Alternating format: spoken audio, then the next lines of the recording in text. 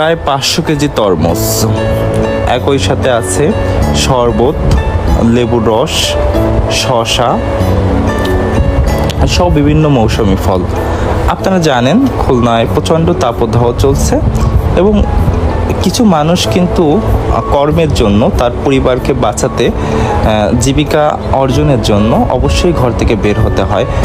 রিক্সাওয়ালা সব বিভিন্ন পথচারী মানুষ আছে, এই প্রচণ্ড তাপদাহের মধ্যে কিন্তু তারা কাজ করতে হচ্ছে। সামান্য কিছু অল্প উপার্জনে তারা যে লেবুর রস বা এই শরবতটা কিনে খাবে সেই সামর্থ্য থাকে না, বা সেই সামর্থ্যের বাইরেই বর্তমান বাজার মূল্য। তো তাদের উদ্দেশ্যে বিনামূল্যে আমরা Khulna food bank, Khulna blood bank প্রায় 2000 মানুষকে বর্তমান মৌসুমে